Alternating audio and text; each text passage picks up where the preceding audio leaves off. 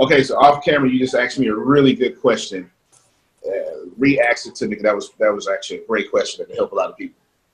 Okay, so as I'm working on getting the company going and my videos and blogs and landing pages and all, I want to generate some funds coming in. So I figured let me just go and do some resume writing, resumes, cover letters, all those things that are out there. So I have it on Craigslist. And my question was, what other avenues can I use to get it out there so that people can see it? So I can get some funds. Yeah, sure. And what's the it we're talking about here? Is this your resume or your resume skill writing. set, No, just your product? What's the getting it? resumes done for others. So For others. Good. It's a service to us. Good. There's 2 websites that I would recommend you go to as fast as possible. Fiverr.com. Okay. You can buy things from Fiverr. You can also be a seller on Fiverr. Okay.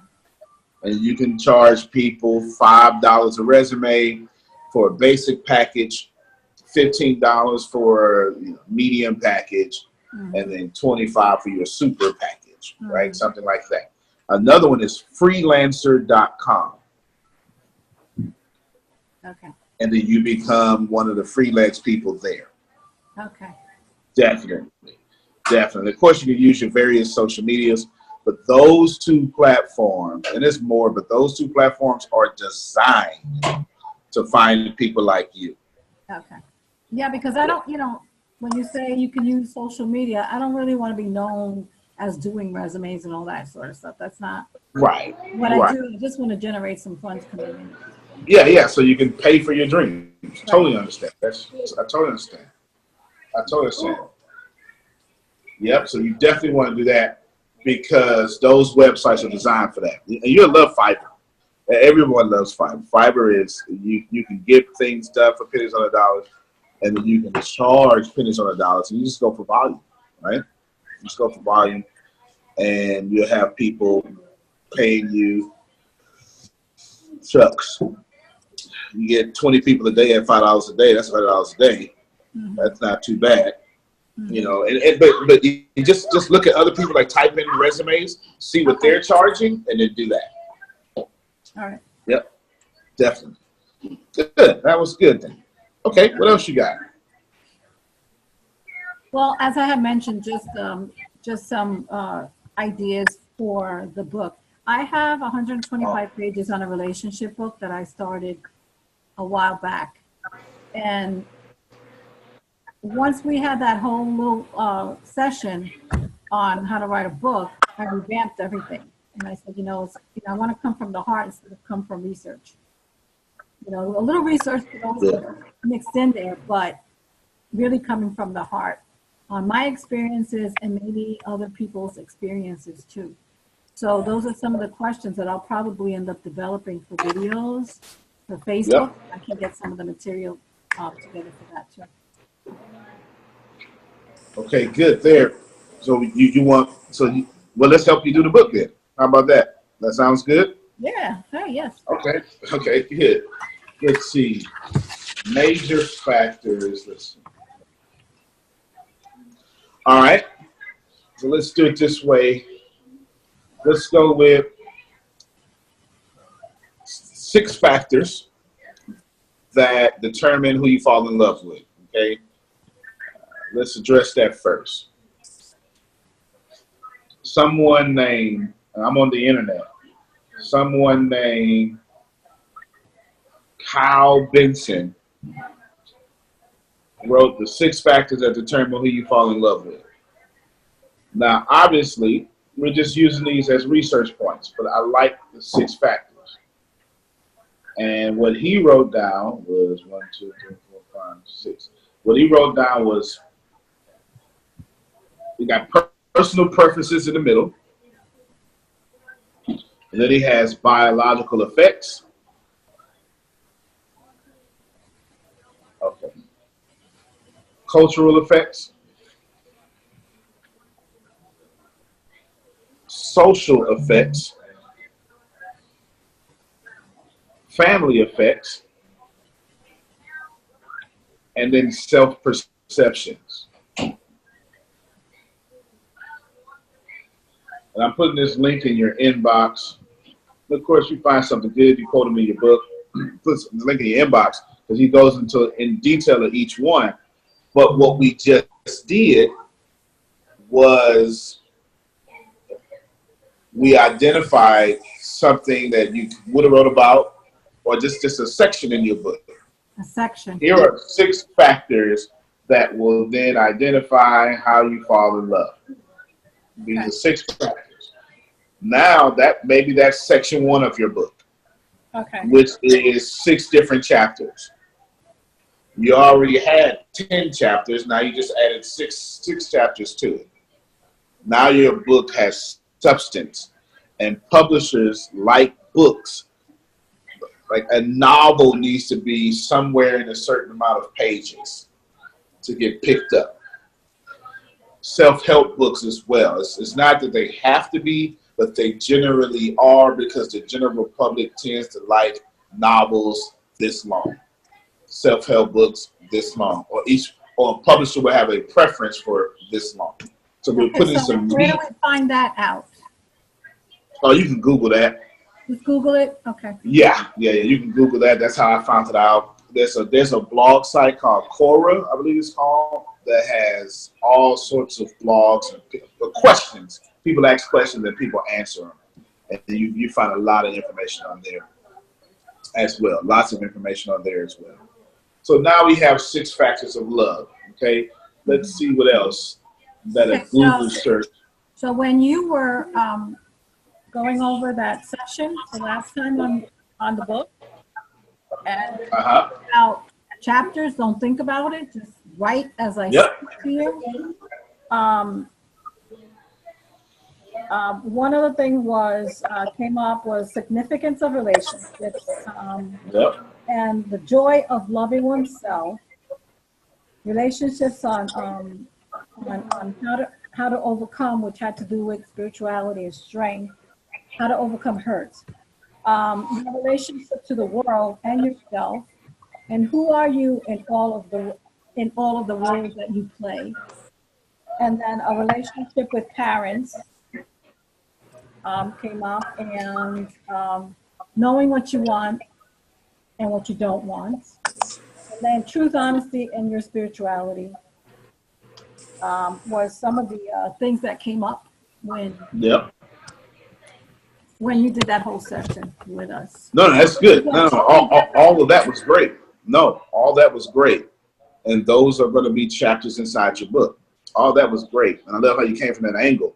Right. I just sent you a link. Okay. I just sent you a link of 10 things that will slowly destroy your relationship. So now we have what you just said. We have the 6 things to make you fall in love. And then now we got the 10 things that are going to make you destroy your relationship. And 10 things that destroy your relationship, plus what you have. So now we got like 3 sections of a book. You can talk about this is being destroyed. This is, how you keep it. This is how you fall in love. Just like that.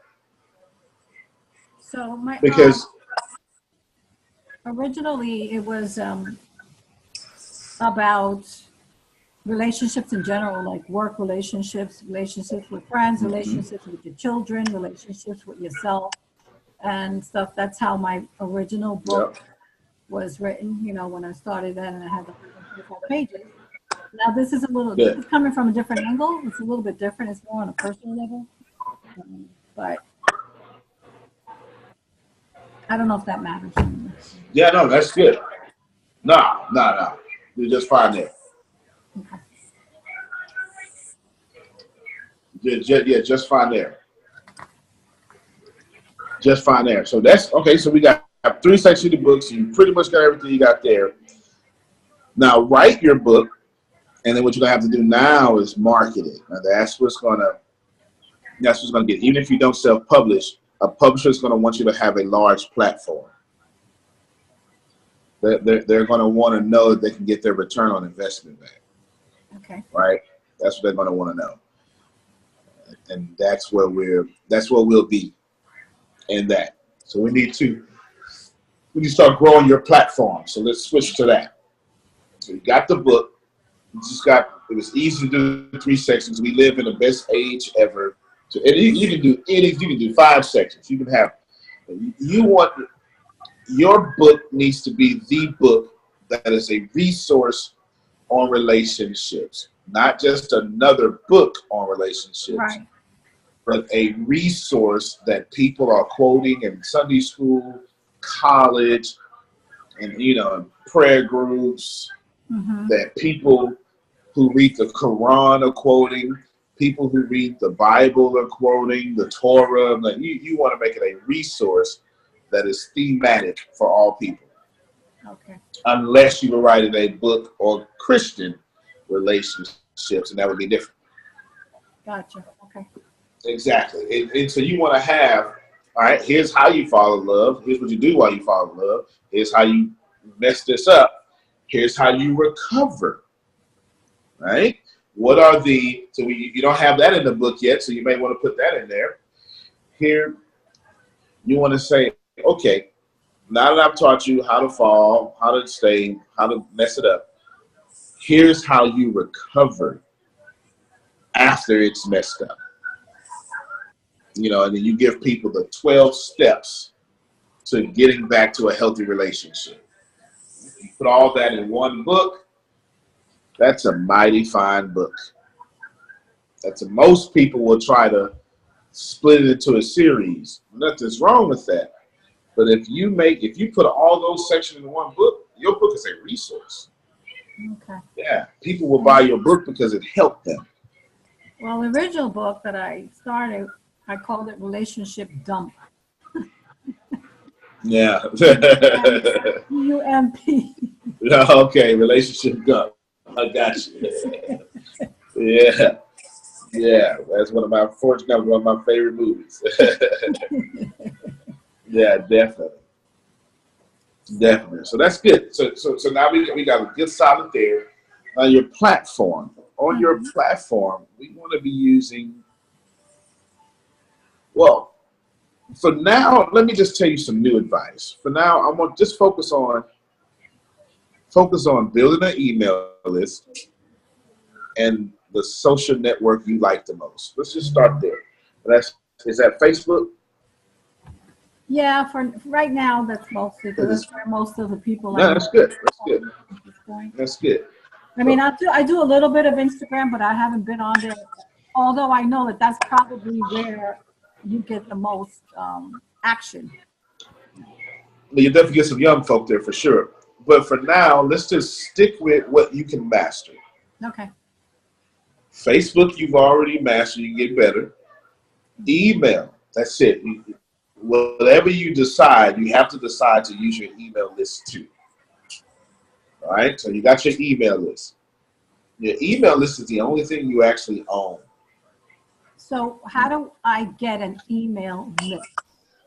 There you go. You need to use an email campaign.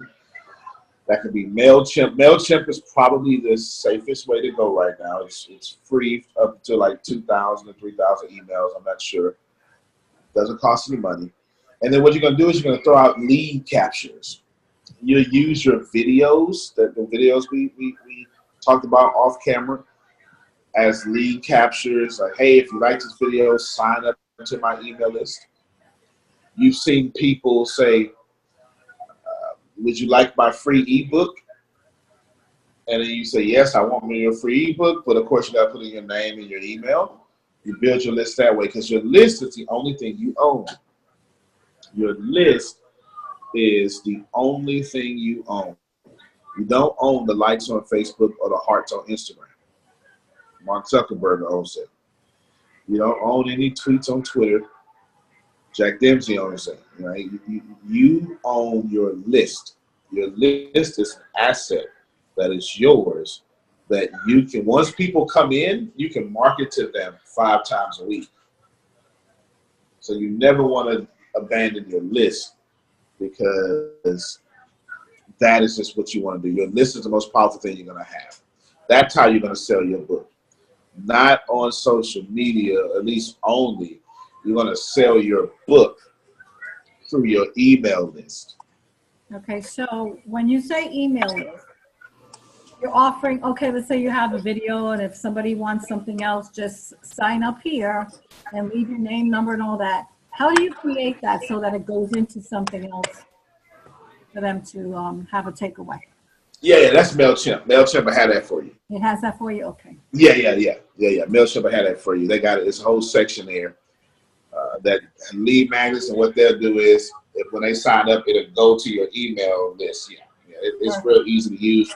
In fact, Tempest taught a class on it in the business university, how to use MailChimp. Yeah, she taught like a 3-part series on it, so you can just go to all those, and it'll walk you right through. Okay. Yeah, she showed the screen. She did all that. We don't use MailChimp anymore. Nothing anything's wrong with MailChimp. Our list just got a bit too big. Okay. But yes, she taught on it greatly, and I recommend MailChimp to anybody just starting off, because it's fantastic. It really is. MailChimp did us no wrong. I have zero complaints about MailChimp. Zero. Okay. Definitely. And I don't even get paid to say that. I mean, they just, they were good to us, so I'll be good to them. Yeah, definitely. Great. Okay. So what else other questions you have? I really don't have any questions, just like what I said off camera is more. Yeah, that was the hard part. Getting organized and the flow on where to start. Yeah. Sometimes you have a lot of information coming at you, and you're just like, you're grabbing, and it's like little balls, and then one falls off, and then you're like, okay, so where do I start?